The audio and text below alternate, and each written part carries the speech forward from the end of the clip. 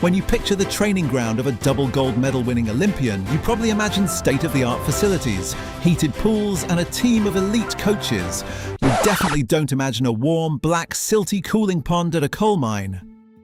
But that's exactly where one of Britain's greatest and most forgotten diving prodigies forged her legacy. This is the story of Charmian Welsh, a girl who was told she was born in the wrong place to ever succeed, who competed at the Olympics at just 15 years old, and who walked away from the sport at the absolute peak of her career. Born in 1937 in County Durham, England, Charmian was the daughter of a local coal mine manager. She didn't even learn to swim until she was 11. But by 13, she was the regional swimming champion, but she wanted to dive. There was just one massive problem. She lived in the northeast. A top London coach bluntly told her she was geographically misplaced. They had diving boards up north, sure, but no experts to teach her. Her official coach lived down in London, and she saw him maybe 3 times a year, so she improvised. Charmian trained in the Dawdon Pit Pond, an open-air cooling pool for the mine. The water was freezing.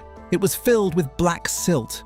To even see what she was doing, she had to clear a patch in the muck at the bottom to create a white target to aim for. And her elite coaching staff? It was her mother, standing by the freezing water, shouting, "Open!" At the exact split second, Charmian needed to uncurl her body to hit the water perfectly. At Dawdon Colliery, miners have built their own swimming pool and in their own spare time.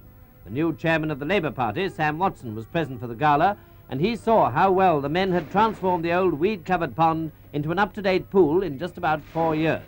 There were diving exhibitions, swimming races and water polo.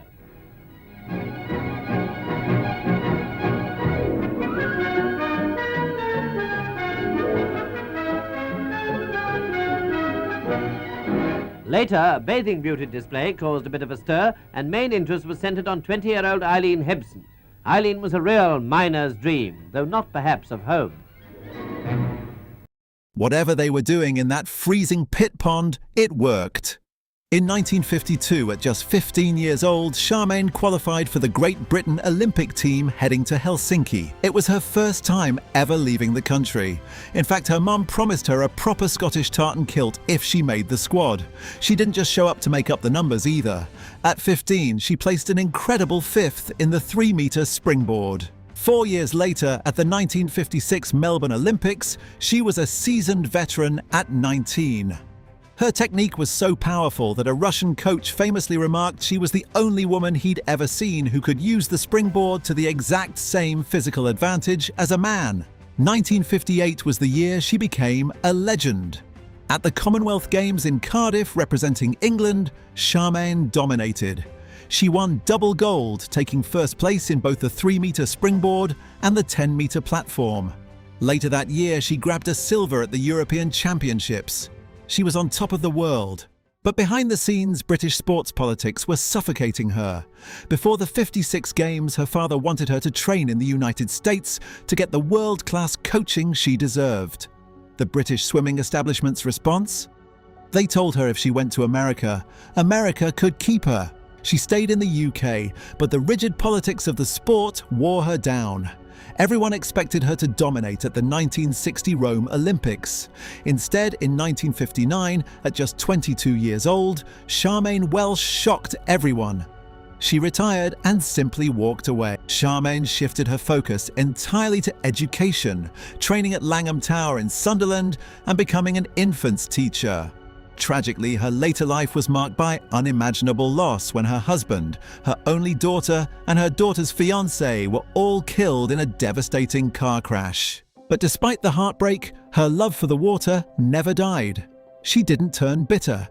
Instead, she spent decades, well into her 70s, coaching young divers at the local Durham baths, earning a Lifetime Achievement Award from British Swimming in 2013. Today, her name lives on through the Charmian Welsh Trophy, awarded annually to the region's top diver. Charmian Welsh was a champion who literally rose from the black waters of a coal mine to the top of the Olympic diving boards. She proved that greatness isn't about where you are, it's about how hard you're willing to work with what you have. It had no shallow end, And it was lovely. They used to teach people how to swim by putting them on a belt around them, holding them on a string, and teacher walked along the side with the learner on a string in deep water. It was wonderful. The bottom of the pool was covered in it was black sludge. It was like, you picked it up and brought it to the surface, and it just ran from your fingers. But when I was training 3 meters in Dawdon, I had a clear patch on the bottom. And I knew that if I put a dive and went down to the bottom and landed on that clear patch, which was concrete, then I knew the dive was okay. My mother and I spent hours working together. I was teaching her to yell out in the right place when I was ready to open to go into the water. I wanted to do 2.5 somersaults. I tried it before and crashed. Eventually, when I'd done practices with my mother, yelling out in simple dives, I said, "Okay, Ma, this time."